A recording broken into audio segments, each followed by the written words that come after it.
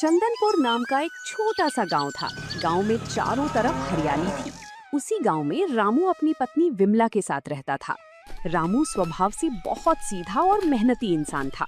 वो सालों से गांव के चौराहे पर पानी पूरी का ठेला लगाता था, लेकिन पिछले कुछ दिनों से उसकी दुकान ठीक से नहीं चल रही थी। शाम का समय था। रामू अपने बचे हुए सामान को समेट रहा था। तभी गांव का एक निवासी श्याम वहां से गुजरा। क्यों रामू भाई, आज धंधा कैसा रहा? ठेला इतनी जल्दी समेट रहे हो? क्या बताऊं श्याम भाई, आज तो लागत भी पूरी नहीं निकली। दोपहर से खड़ा हूं पर मुश्किल से 10 लोग भी नहीं आए। सच में भाई, मंदी का दौर चल रहा है, पर तुम्हारी पानी पूरी का स्वाद तो पूरा गांव जानता है। फिर अचानक ऐसा क्या हो गया? लोग अब शहर वाली बड़ी दुकानों की तरफ भाग रहे हैं। हमारे इस छोटे और साधारण ठेले पर कोई रुकना ही नहीं चाहता। समझ नहीं आता कि घर का खर्च कैसे चलाऊंगा। हिम्मत मत हारो रामू, वक्त हमेशा एक जैसा नहीं रहता। तुम थोड़ा सा अपने तीखे पानी का स्वाद बदलो, शायद लोग फिर से आने लगे। कोशिश तो पूरी कर रहा हूं श्याम भाई, पर जब जेब खाली हो तो नया कुछ करने में भी डर लगता है। अगर कल भी ऐसा ही रहा तो मुझे उधार मांगना पड़ेगा। उधार के चक्कर में मत पड़ना भाई, कर्ज इंसान को खा जाता है। तुम बस मेहनत करो। अच्छा, मैं चलता हूँ, घर पर सब राह देख रहे होंगे। रामू ने सिर हिलाया और अपना ठेला आगे बढ़ा दिया। जब वो घर पहुंचा तो उसकी पत्नी विमला दरवाजे पर ही खड़ी उसका इंतजार कर रही थी। रामू के चेहरे की मायूसी देखकर वो सब समझ गई। आज फिर से वही हाल रहा क्या? आप इतने परेशान क्यों दिख रहे हैं? हाँ विमला, आज की कमाई से तो कल के आलू और मसालों का पैसा भी नहीं निकल पाएगा। समझ नहीं आ रहा कि इस गरीबी से कब छुटकारा मिलेगा।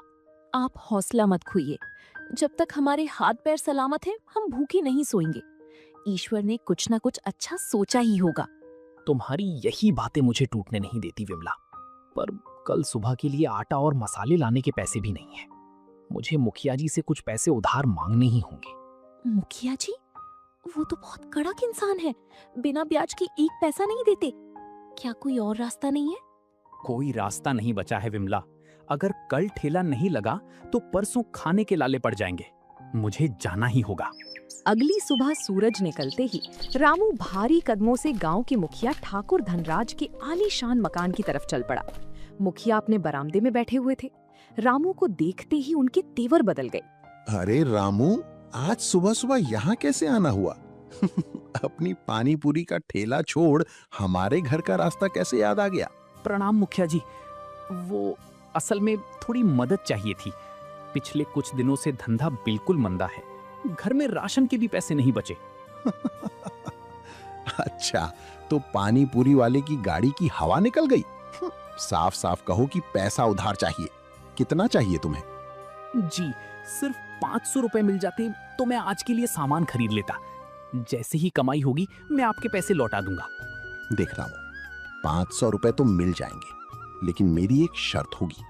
कैसी शर्त मुखिया जी?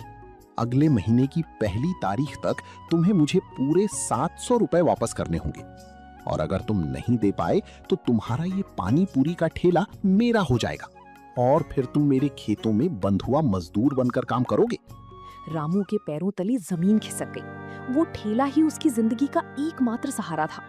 उसने कुछ पल सोचा, लेकिन घर की स्थिति याद आते ही उसने भारी मन से हामी भर दी। ठीक है मुखिया जी, मुझे आपकी शर्त मंजूर है। मुझे पूरा भरोसा है कि मेरी मेहनत बेकार नहीं जाएगी। ये लो पैसे। याद रखना रामू, धनराज की जुबान और शर्त कभी नहीं बदलती।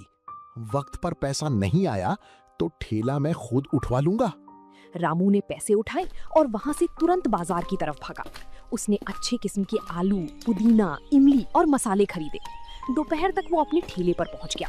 वो पूरी जोश के साथ पानी पूरी तैयार करने लगा। तभी उसका पुराना दोस्त मंगल वहां आया। वाह रामू भाई, आज तो बड़े जोश में मसाले कूट रहे हो। क्या बात है, कहीं से कोई बड़ा ऑर्डर मिला है क्या? ऑर्डर नहीं भाई, आज मेरी जिंदगी की परीक्षा है। मैंने मुखिया जी से उधार लिया है। अगर ये पानी पूरी आज नहीं बिकी तो मेरा सब कुछ छिन जाएगा। क्या? मुखिया से उधार? तुमने बहुत बड़ा जोखिम उठा लिया रामू। वो इंसान किसी का सगा नहीं है। जानता हूँ मंगल भाई, पर मेरे पास कोई और उपाय नहीं था। आज मैंने पानी में कुछ खास देसी जड़ी बूटियां और नए मसाले मिलाए हैं। देखना, आज जो भी खाएगा वो उंगलियां चाटता रह जाएगा। चलो, तुम्हारी ये हिम्मत देखकर अच्छा लगा।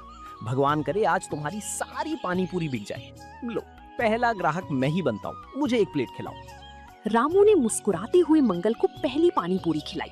मंगल ने जैसे ही उसे मुंह में डाला, उसकी आंखें खुली की खुली रह गई। स्वाद सचमुच लाजवाब था। अरे भाई रामू, ये तुमने क्या जादू कर दिया? ऐसा स्वाद तो मैंने अपनी पूरी जिंदगी में कभी नहीं चखा। सच कह रहे हो मंगल भाई? तुम्हें सच में पसंद आया या सिर्फ मेरा दिल रखने के लिए बोल रहे हो? अरे सच कह रहा हूँ भाई, इस पानी में जो तुमने पुदीने और सूखी इमली के साथ वो गुप्त मसाला मिलाया है, उसने तो कमाल ही कर दिया। तीखापन भी है, खट्टापन भी है और एक अनोखी खुशबू भी है।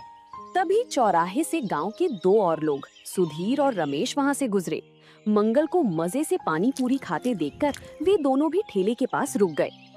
क्यों मंगल भाई, अकेले अकेले ही स्वाद ले रहे हो? रामू के ठेले पर आज कुछ खास बना है क्या? अरे सुधीर भाई, पूछो मत। आज रामू ने जो पानी पूरी बनाई है, उसे खाकर आत्मा तृप्त हो गई। तुम दोनों भी एक बार आजमा कर देखो। पर रामू की पानी पूरी तो हमेशा जैसी ही साधारण होती है, इसमें ऐसा क्या अलग होगा? रमेश भाई, एक बार खाकर तो देखिए। अगर पसंद ना आए तो पैसे मत देना, ये मेरा वादा है। चलो भाई, जब मुफ्त का चैलेंज मिल रहा है तो एक प्लेट लगा ही दो रामू। रामू ने जल्दी से फुल्की में आलू भरा और उसे ठंडे तीखे चटपटे पानी में डुबोकर सुधीर के दोने में रख दिया। सुधीर ने जैसे ही उसे खाया, वो दंग रह गया। उसने तुरंत रमेश की तरफ देखा। रमेश, जल्दी खा। रामू ने सच में कोई जादुई मसाला तैयार किया है। ऐसा तीखा पानी मैंने शहर के बड़े से बड़े बाजार में भी नहीं पिया। वाह, सच में लाजवाब है। रामू भाई, एक प्लेट और लगाओ, मिर्च थोड़ी तेज रखना। धीरे धीरे वहाँ लोगों की भीड़ जुटने लगी। जिसने भी एक पानी पूरी खाई, वो वहीं का होकर रह गया। शाम होते होते रामू के ठेले के आसपास पूरा गांव इकट्ठा हो गया था। सूरज ढल चुका था, लेकिन रामू के ठेले पर रौनक कम होने का नाम नहीं ले रही थी। गांव के लोग लाइन लगाकर अपनी बारी का इंतजार कर रहे थे। रामू के दोनों हाथ फटाफट चल रहे थे, लेकिन उसका चेहरा थकान के बावजूद चमक रहा था। रामू भाई, थोड़ा पानी और देना। इस पानी को पीकर तो पेट भर जाता है, पर मन नहीं भरता। लीजिए भाई साहब, जितना मन करे उतना पीजिए। आप लोगों का प्यार ही मेरी असली कमाई है। उसी भीड़ में दूर खड़ा गांव का एक दूसरा दुकानदार सुखिया ये सब देख रहा था। सुखिया चौराहे पर चाट और समोसे की दुकान चलाता था। उसके यहाँ हमेशा भीड़ रहती थी, लेकिन आज उसकी दुकान पूरी तरह खाली थी। उसके अंदर ईर्ष्या की आग सुलगने लगी थी। इस रामू के पास अचानक इतनी भीड़ कहाँ से आ गई? लोग मेरे गर्मा गर्म समोसे छोड़कर इसके खराब पानी को पीने के लिए लाइन लगा रहे। सुखिया से रहा नहीं गया और वो भीड़ को चीरता हुआ रामू के ठेले के पास पहुंच गया। उसने रामू के तीखे पानी के बर्तन को घूर कर देखा। अरे ओ रामू, ऐसा क्या मिला दिया है इस पानी में? कहीं लोगों को बीमार करने की कोई दवा तो नहीं डाल दी? इतनी भीड़ तो कभी नहीं देखी यहाँ। अरे सुखिया भाई, जलन अच्छी बात नहीं है। रामू ने अपनी मेहनत से ये स्वाद तैयार किया है। तुम भी एक बार चक्कर देखो, अपनी दुकान के समोसे भूल जाओगे।